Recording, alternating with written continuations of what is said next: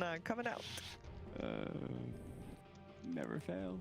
Never fails. I mean, it is one of his strongest heroes for Limp. Yeah. I mean, we saw him obviously on his God tier Tiny in the previous game, but 10 seconds remaining. can't have that go 2 games in a row. So DK it is. Bristleback. Ooh, Bristleback. Okay, so it is. It is a We're four-position correct Void about Spirit. the fact that the Thompson's mid last pick Oh, he has the Crimson Spectre piece. Bristleback. That's important. against DK. Is there something about that I don't know, Brian? I think it's more so that I think the best way to deal with Morphling and Centaur is these heroes want to be stationary in their own lanes farming, and you want to just run at them. Like, you don't necessarily need to kill them.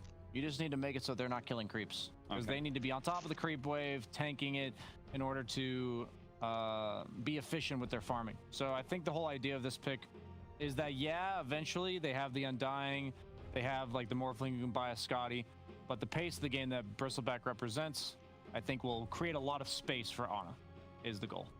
Once again, I see a lot of synergy with the Inkswell, especially the Shard. Bristleback having extra movement speed always feels really good and can just run in, plus you get the heal. Yep. Same goes with Spectre, being given both an Inkswell and an Ion Shell, and then potentially just popping ultimate and instantly being on top of somebody in the back line that you know feel like you need to kill first in a team fight.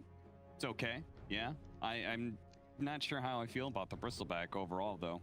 If Feel this like, is going to be fights, who's going to win? 5-on-5 fights all the way through. Got an Undying on one side. How can you go against that? I legit just don't know. I mean, if you're going to talk about 5-on-5 fights, Bristleback is kind of the king. That is Yeah, that's true. what I'm That thinking is like true. that's what they want to do. So I think the idea is that if Ana gets like Manta Diffusal, Morphling does suffer much more against Mana Burn nowadays. So I'm gonna go with OG again, but like I said, it's kind of just a hunch. I mean, regardless of who you're favoring here, we're all winners here because we get to see a third game between these two teams, and we're going to watch Prepare it for together with battle. Moxie and Fogged on the mic. Man, nothing like some midnight Dota, and I really love the panel's analysis. It feels like BSJ is just completely befuddled at this point, and everyone's like, yeah, I could just be like a weird, you know, this or that. What can you tell me about this game? I don't know. I'm just, you know, I just love when I hear the puns. You know, I'm a big fan of puns. You know, I mean, I hang out with Lacoste a lot lately, especially too. You know, I hear the Dragon in the Night. Dragon Knight gets last picked. I'm a happy man over here. And I'm happy that we got this third game. We get to see a Morphling. Haven't gotten to see this year too much. It's been getting banned some of the situations. And a Bristleback. I mean, a last pick Bristle. This is a treat. It's always fun to watch the mid Bristleback too. Probably the most memorable one for me was watching Eternal Envy play at mid and then cut 30 the seconds creep to wave battle. between the tier 2 and tier 3, and literally nothing could be done about it. It's a little bit different though now. They actually changed things around because of Envy. But I'm excited. I like the fact that we've got some very high octane Dota that's going to be played. Yes. I think we have some fun stuff too. This is Void Spirit position 4. You know, we don't get to see this hero. It's been nerfed.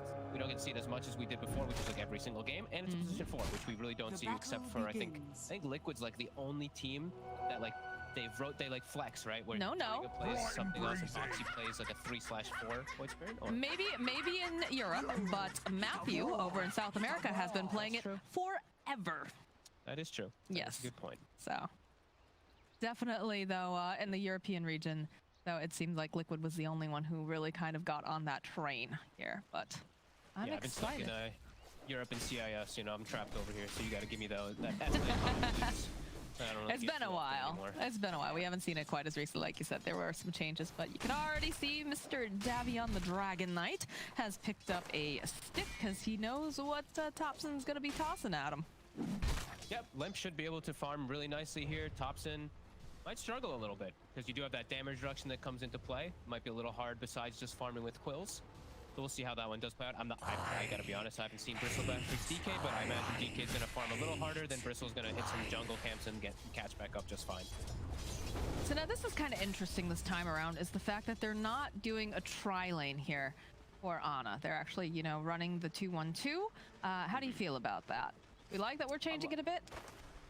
Quite a bit better, yeah. I feel like Seb, the first game, he got a bit lucky, having like this phenomenal situation with his Bloodseeker. The second game, I think we really got to see him struggle. They were really on top of Seb as that Magnus, so yeah, we'll get to see just him being able to load more. And Darkseer needs help. I don't feel like you can leave this hero alone.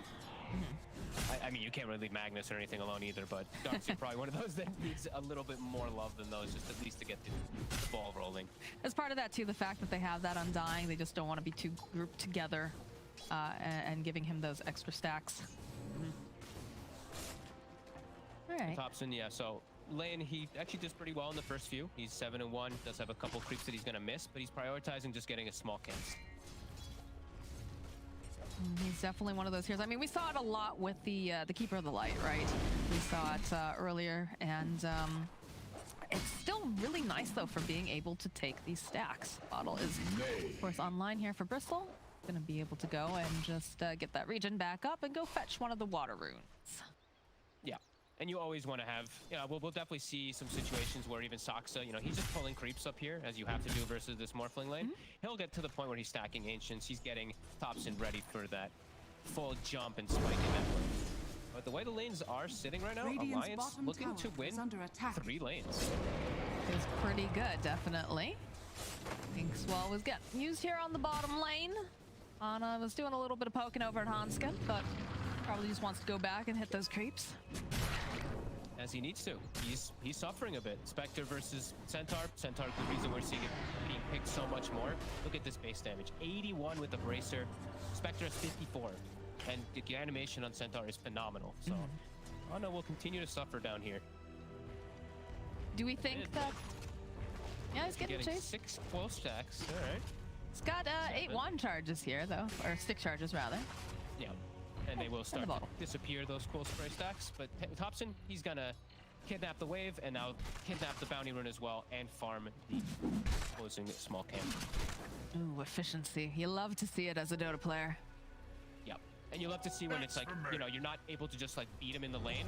You got to do something to at least beat him in that efficiency point. Cool move. Yeah, top. They were grouped up pretty tight here, but they do have the surge over on Seb, so Dire's top gonna be able tower to just is run under attack. away. And that'll be the end of that skirmish. I'm shocked he actually got Tombstone at 2 versus this lane. A very like elusive lane that they're gonna maybe Dire's dissimilate middle points in the tower surge. is I under thought he'd just attack. go for Soul Rip for sure, but plops down the Tombstone.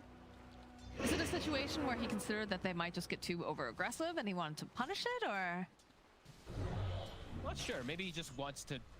Honestly, I really think he should probably wants to Soul Rip, and he probably regrets that point. It's probably just for an insta kill, but when you're playing with Morph too, Soul Rip is just has unbelievable value. Still, Either way. still quiet so Radiant far are here. As you can see, the harass trading back and forth. A bit of a hunt as he's gonna try to mess with Thompson stack here. Almost managing to get the courier as well.